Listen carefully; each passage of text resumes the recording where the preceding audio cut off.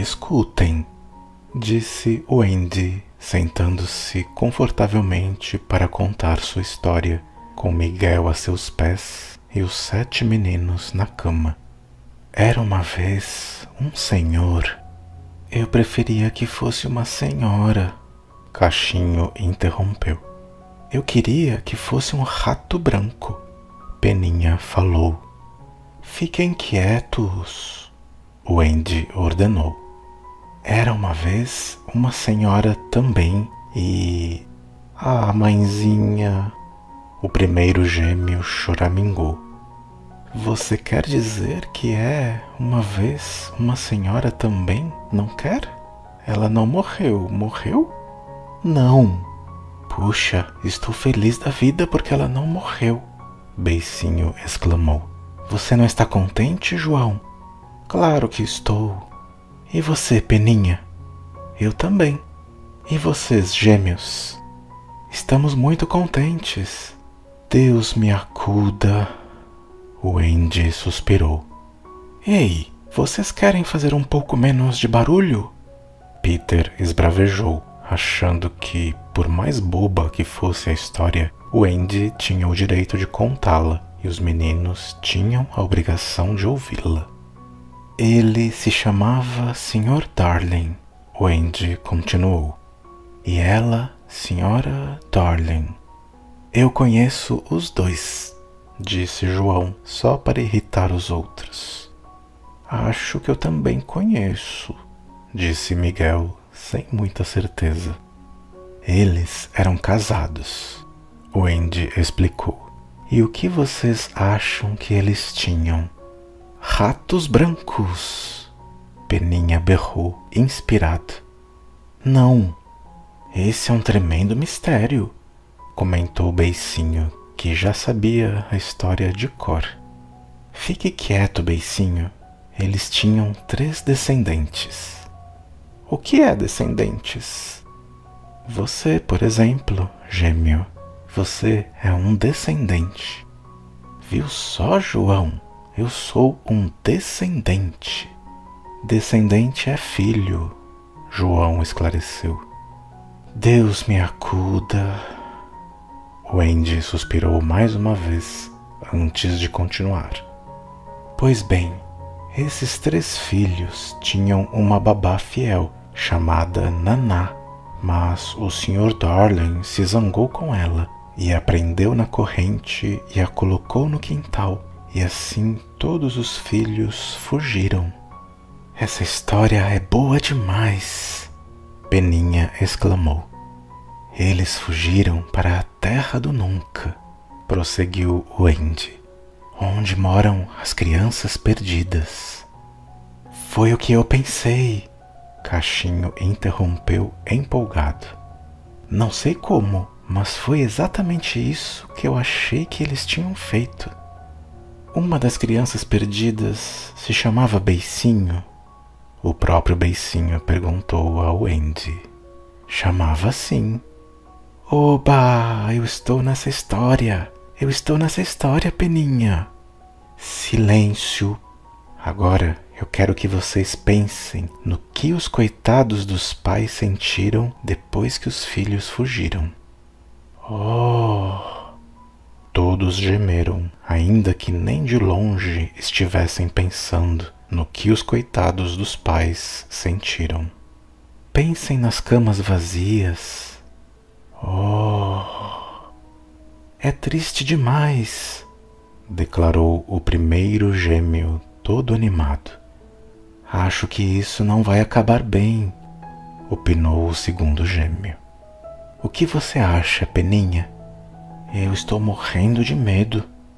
Se vocês soubessem como é grande o amor de uma mãe, não estariam com medo, disse Wendy triunfante. Ela havia chegado ao pedaço que Peter detestava. Eu gosto do amor de uma mãe, disse Beicinho, acertando o travesseiro em Peninha. Você gosta do amor de uma mãe, Peninha? Gosto, o outro respondeu, retribuindo a travesseirada. Vocês precisam entender uma coisa. Wendy começou a explicar, embevecida consigo mesma. A nossa heroína sabia que a mãe sempre ia deixar a janela aberta para os filhos entrarem quando voltassem. Por isso, eles ficaram fora de casa durante anos e se divertiram muito.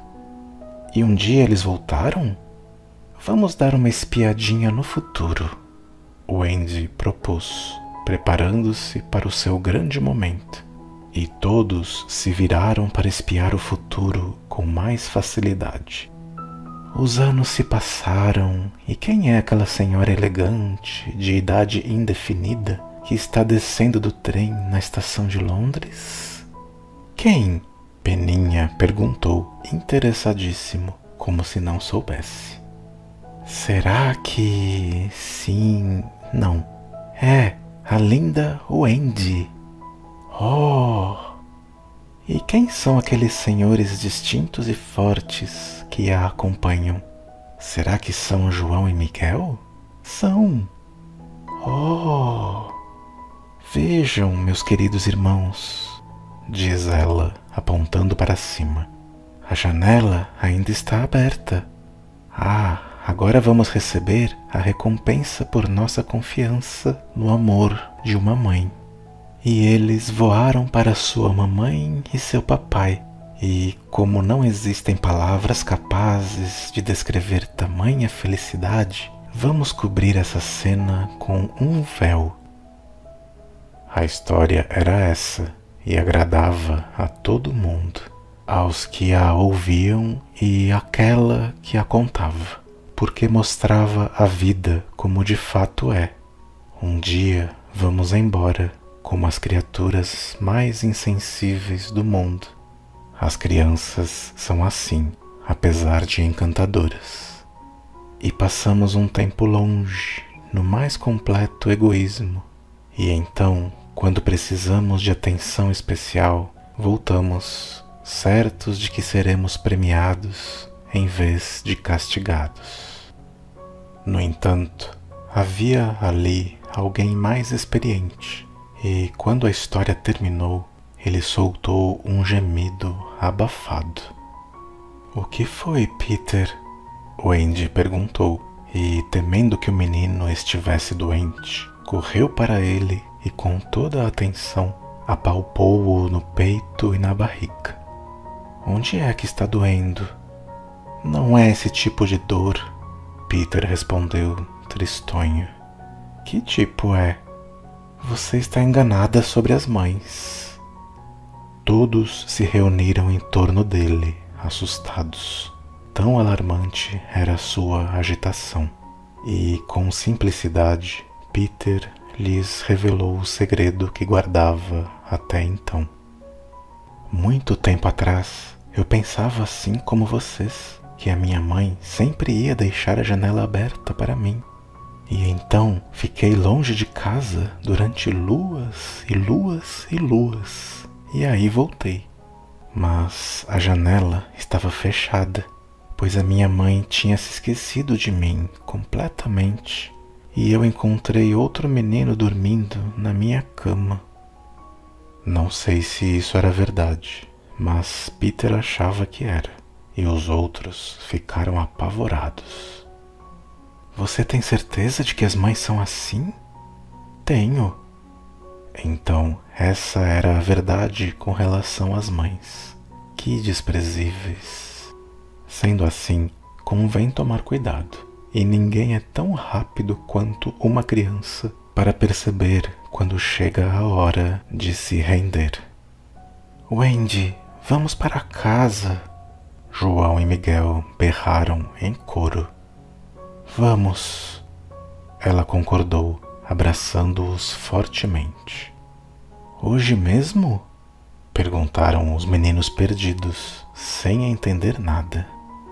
Naquilo que chamavam de coração, sabiam que qualquer um consegue viver muito bem sem mãe e que só as mães é que acham que a gente não consegue. Agora mesmo, Wendy decidiu, pois acabava de lhe ocorrer uma ideia horrível. E se, a essa altura, a mamãe já estivera usando luto fechado. Seu medo foi tão grande que ela não pensou mais nos sentimentos de Peter e lhe perguntou, meio seca: "Você pode tomar as devidas providências?" "Como você quiser." O menino respondeu friamente, como se ela tivesse pedido para lhe passar o açucareiro. "Nenhum, que pena que você vá embora." Se o Andy não estava triste com a partida, Peter ia lhe mostrar que também não se importava nem um pouco. Mas é claro que ele se importava, e muito. Furioso com os adultos, que como sempre estavam estragando tudo, foi para sua árvore e, assim que entrou, respirou bem depressa, mais ou menos 5 vezes por segundo. Fez isso porque na Terra do Nunca se diz que toda vez que alguém respira, um adulto morre. E com sua sede de vingança, Peter estava matando adultos com a maior rapidez possível. Depois de explicar aos índios o que deviam fazer, ele voltou para casa, onde uma cena vergonhosa tinha acontecido durante sua ausência. Horrorizados com a ideia de perder o Andy, os meninos avançaram para ela ameaçadoramente. "Vai ser pior do que era antes de ela chegar. Não podemos deixar que ela vá embora. Vamos prendê-la com corrente." Nessa situação extrema, o Andy instintivamente soube a quem devia recorrer. "Beicinho, eu conto com você," ela disse. Não foi esquisito contar logo com Beicinho, o mais bobo da turma? No entanto, ele respondeu com toda a dignidade, deixando a bobeira de lado nesse momento. "Eu sou só o Beicinho e ninguém liga para mim, mas vou tirar sangue do primeiro que não se comportar com a Wendy como um perfeito cavalheiro inglês." Nem bem acabou de falar e já puxou a espada, e nesse instante alcançou o auge da glória. Os outros recuaram, embaraçados. Foi então que Peter voltou, e eles logo perceberam que não teriam seu apoio. Peter não obrigaria nenhuma menina a ficar na Terra do Nunca.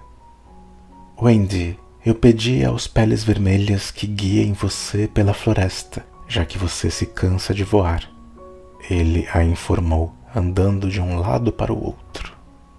"Obrigada, Peter." "Depois," continuou ele naquele tom brusco de quem está acostumado a ser obedecido, "a Sininho vai levar você para cruzar o mar.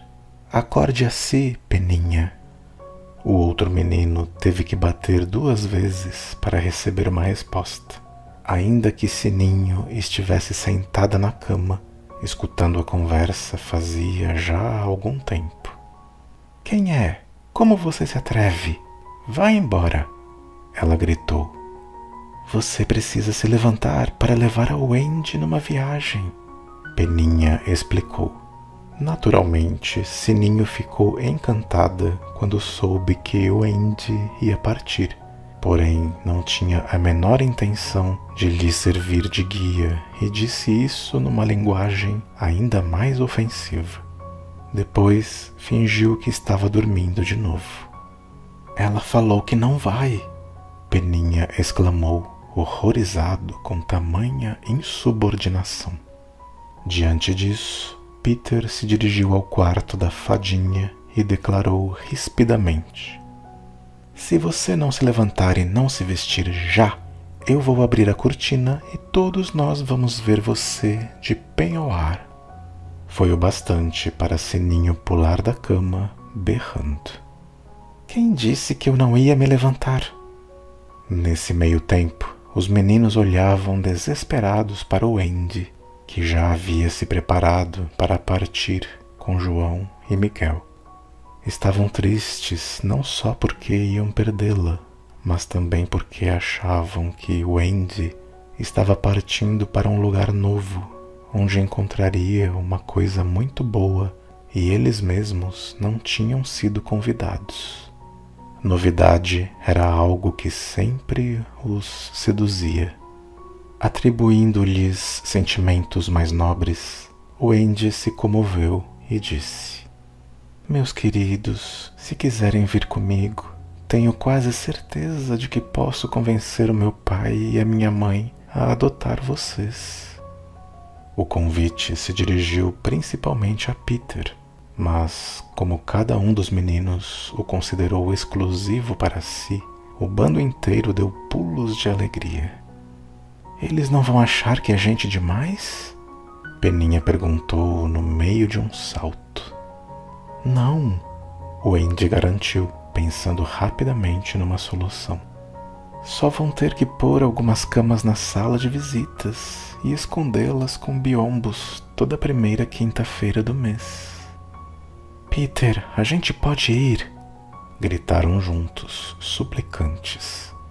Eles achavam que Peter também iria, mas na verdade não se importavam com isso. Diante de qualquer novidade, as crianças estão sempre prontas para abandonar as pessoas que mais amam. Tudo bem, Peter respondeu com um sorriso amargo e imediatamente os meninos foram pegar suas coisas. E agora, Peter, o Andy falou, pensando que estava tudo resolvido. Eu vou lhe dar o seu remédio antes da viagem. Ela gostava de dar remédio para a turma e, sem dúvida, exagerava nas doses. Naturalmente, o que as crianças tomavam era água pura, mas tinha uma certa aparência de remédio, porque ela a guardava numa garrafa, sempre agitava a garrafa antes de abrir e contava as gotas. Dessa vez, porém, o Andy não deu a dose de Peter, pois assim que acabou de prepará-la, viu no rosto dele uma expressão que a deixou gelada. Vá pegar as suas coisas, pediu trêmula. Não, ele respondeu fingindo indiferença. Eu não vou com vocês. Venha. Não. Para mostrar que não se importava com a partida de Wendy, ele começou a pular pela sala de um lado a outro, tocando alegremente sua flauta. A pobre menina teve que correr atrás dele, o que foi um pouco humilhante. É para você encontrar a sua mãe, ela argumentou. Se algum dia teve mãe, Peter já não sentia a falta dela. Podia passar muito bem sem mãe nenhuma. Havia eliminado tais criaturas de seu pensamento e só se lembrava dos defeitos que elas tinham. Não e não, declarou decidido. Ela pode dizer que eu cresci e eu quero é ser menino para sempre e me divertir muito. Mas não. E assim Wendy teve que contar aos outros. Peter não vem com a gente. Peter não vem. Eles o fitaram estarrecidos, cada qual com uma vara no ombro e uma trouxa pendurada na vara. A primeira coisa que pensaram foi que, se ele não ia junto, provavelmente havia mudado de ideia e não os deixaria partir. Acontece que Peter era orgulhoso demais para fazer isso. Se vocês encontrarem as suas mães, espero que gostem delas, resmungou carrancudo. O terrível cinismo de suas palavras causou uma impressão desagradável, e a maioria dos meninos começou a ficar meio em dúvida. Será que não estavam sendo bobos por querer ir? E agora, sem estardalhaço e sem choradeira. Adeus, Wendy, disse Peter, estendendo a mão animadamente, como se precisassem mesmo se despedir logo, por ele ter alguma coisa importante para fazer. Wendy teve que apertar a mão dele, pois nada indicava que Peter talvez preferisse um dedal. Você vai se lembrar de trocar de roupa, não vai? Ela perguntou, prolongando a despedida. Sempre tinha sido exigente com relação a trocar de roupa. Vou. E vai tomar seu remédio? Vou. Parecia que não havia mais nada a dizer. Um silêncio pavoroso se instalou na sala. Peter, no entanto, não era o tipo de menino que se desmancha na frente dos outros. Você está pronta, Sininho? Perguntou. Sim, senhor. Então pode ir na frente. Sininho voou para a árvore mais próxima, só que ninguém a seguiu, pois nesse exato momento os piratas caíram sobre os Peles Vermelhas num ataque medonho. Sobre a terra, onde até então tudo estava tão quieto, gritos e tinidos de aço cortavam os ares. Embaixo da terra reinava o silêncio mortal. As bocas se abriram e ficaram abertas. O Andy caiu de joelhos, com os braços estendidos para Peter. Todos os braços se estenderam para ele, como se o vento soprasse em sua direção. A turma inteira, muda, implorava-lhe que não a abandonasse. Quanto a Peter, agarrou a espada, a mesma com que tinha matado Barbaçudo, e a vontade de lutar brilhou em seus olhos.